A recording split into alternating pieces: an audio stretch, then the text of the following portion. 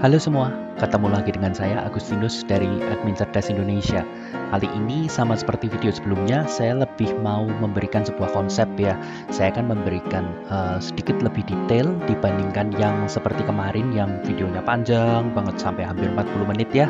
Kali ini saya akan press menjadi lebih singkat. Tapi jangan khawatir, pasti muatannya akan tetap bermutu. Kali ini saya akan menyinggung sedikit tentang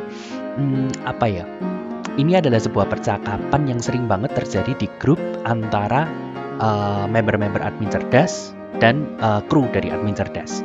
Nah, ini adalah soal berjualan di marketplace. Banyak sekali yang bilang kayak, aduh nggak usah deh berjualan di marketplace, nggak usah berjualan di Shopee, Tokopedia, Bukalapak, dan lain-lain.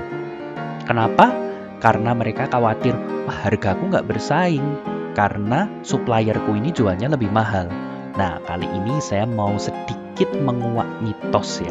Apakah di marketplace memang benar-benar terjadi perang harga? Yuk kita simak langsung videonya.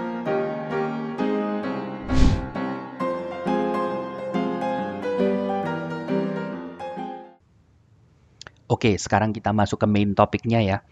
Yang namanya perang harga itu ada nggak sih di marketplace? Karena kalau kita lihat ya secara kasat mata, di Tokopedia itu banyak banget tokonya, mungkin jutaan. Di Shopee juga gitu, Bukalapak juga, Lazada juga. Lalu apakah di sana terjadi perang harga? Yes, di sana juga terjadi perang harga di marketplace manapun. Tapi permasalahannya kalau kita pikir-pikir, let's say kita punya toko ini deh, toko offline deh, toko fisik. Nah, kalau Anda berjualan di mall, Anda punya toko fisik, kalau dipikir-pikir, apakah Anda juga terlibat perang harga? Ya, Anda juga akan terlibat perang harga dengan toko-toko sebelah, toko-toko yang menjual barang-barang yang sejenis. Lalu kalau kita pikir-pikir lagi, let's say kita punya web store. Wah, kalau punya web store enak, memang orang masuk ke web store ya ngelihat barang kamu. Jadi di sana nggak ada perang harga. Nanti dulu, permasalahannya sekarang ada yang namanya search engine yang luar biasa gede yang namanya Google. Ya, sebetulnya udah lama sih. Nah, tapi kayak gini, dengan adanya Google, saya bisa mencari semua produk. Saya bisa mencari, let's say, pakaian anak termurah. Langsung aja saya googling, saya nemu beberapa toko, lalu saya bisa beli yang termurah. Nah, sekarang ada juga yang namanya sosial media Instagram. Kita juga bisa langsung beli di sana. Eh, ada Instagram Shop atau mungkin dengan cara yang lebih tradisional ya. Jadi kita masuk ke sebuah toko online, lalu kita DM sama yang punya, ini harganya sekian, bisa kurang nggak, ada tawar-menawar. Jadi kesimpulannya adalah apa? Perang harga itu terjadi dimanapun kamu jualan. Nah, sekarang, pertanyaan besarnya adalah bagaimana kamu bisa bikin barangmu laku kalau ada perang harga. Nah, orang sering lupa. Mereka berpikir bahwa harga itu hanyalah nilai rupiahnya. Sebetulnya harga itu lebih dari itu. Harga itu adalah worth it gak sih membeli sebuah barang dengan nilai rupiah segitu? Apakah itu worth it? Kalau analoginya seperti ini deh. Eh, kita ngomong makanan dulu. Kalau kita keluarin duit 50.000 nih, makan di warteg, beli nasi campur. Nah, kita ngomong, waduh, mahal banget nasi campur 50.000. Ini bikinnya pakai apa ini? Mungkin nggak tahu ya, mungkin kualinya dari emas kali. Jadi mahal buat kita. Tapi kalau kita makan di mall dengan layanan yang bagus, suasana yang keren banget, bisa kita nongkrong, dekornya bagus, Instagramable, kita bisa selfie-selfie, foto-foto di sana. Keluarin duit 50.000 sekali makan. Ternyata nggak semahal itu loh 50.000. Nah, jadi sebetulnya harga itu bicara tentang nilai, value, ya, bukan hanya rupiah. Nah, dari sini yang harus dipikirkan adalah bukan bagaimana menjual semurah mungkin, tapi bagaimana memberikan value, memberikan nilai sebesar-besarnya pada pelanggan kamu. Nah, kali ini saya akan sedikit jelasin cara-caranya. Oke, cara yang pertama adalah perhatikan kualitas layanan kamu. Yang namanya pembeli itu selalu kepingin dijadikan raja ya. Kan ada pepatah ya, pembeli adalah raja. Maka yang namanya raja itu harus dilayani dengan baik. Nah, kualitas layanan kalau kita bicara jualan di marketplace ya, adalah bagaimana mungkin respon kamu pada saat kamu menjawab chat. Apakah respon kamu cepat? Kecepatan. Yang kedua adalah apakah Anda ramah?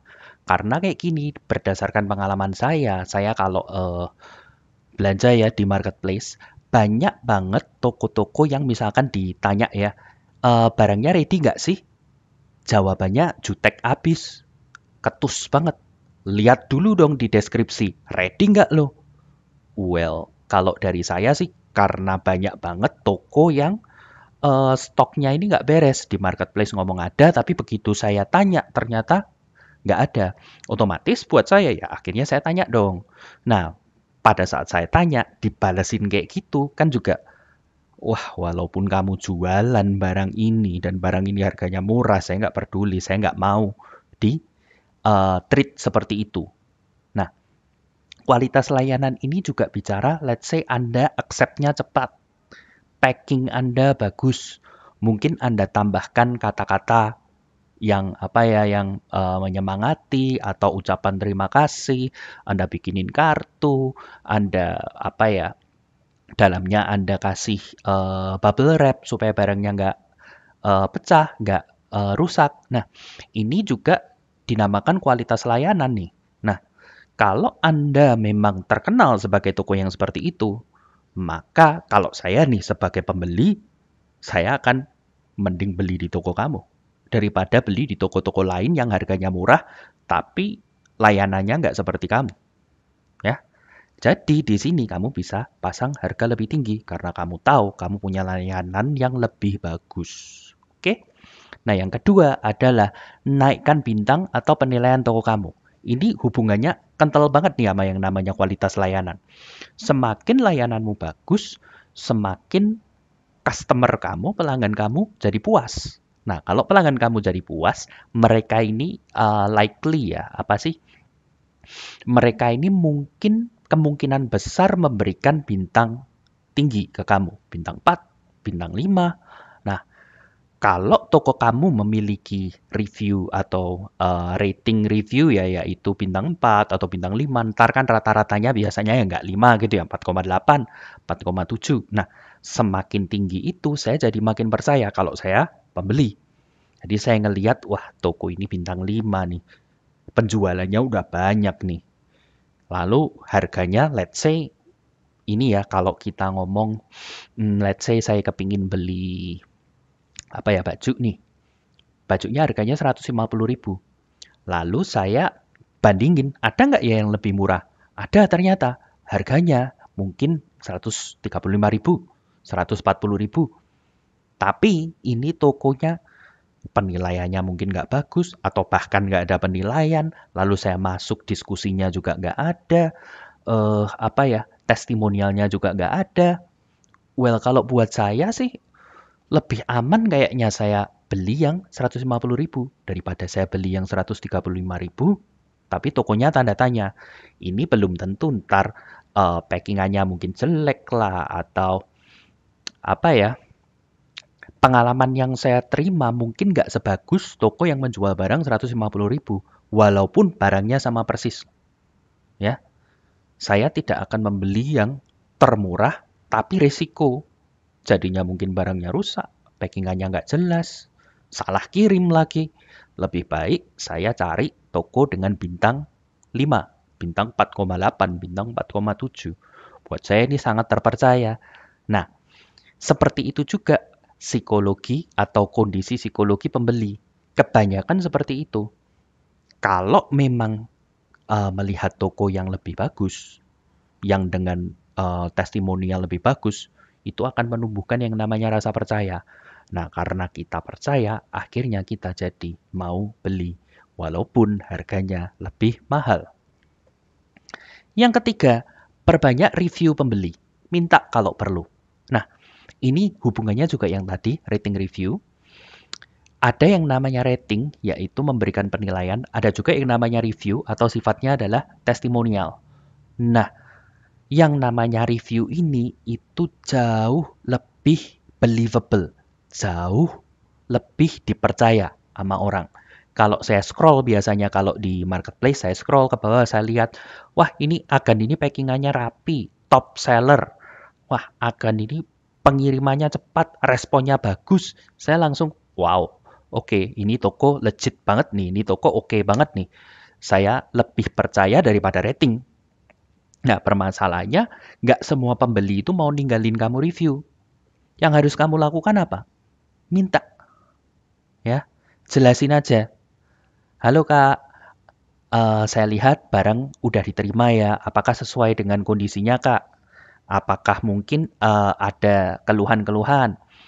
Nah, kalau si pelanggan bilang, oh enggak, udah sampainya bagus. Terima kasih ya. Mungkin kamu kasih kartu lah.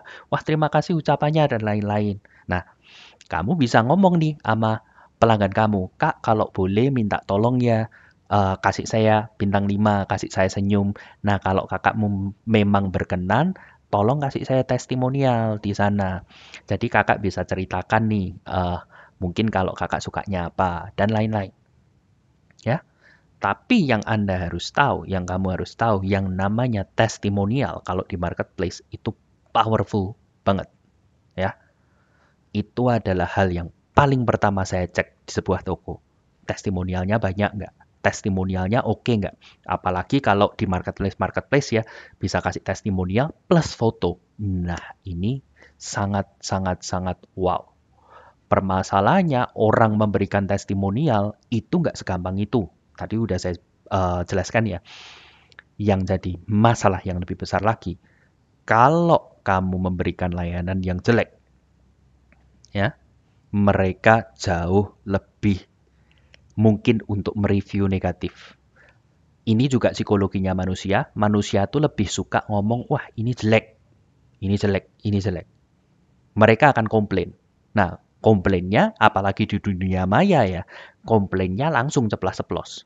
Tapi kalau memuji, emang manusia tuh nggak semuanya suka memuji. Dari situlah, dari psikologi inilah kamu mesti berpikir, kalau begitu saya harus memberikan semuanya yang terbaik.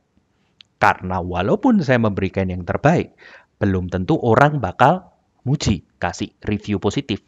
Tapi kalau saya memberikan layanan yang jelek, lebih mungkin orang meninggalkan review negatif.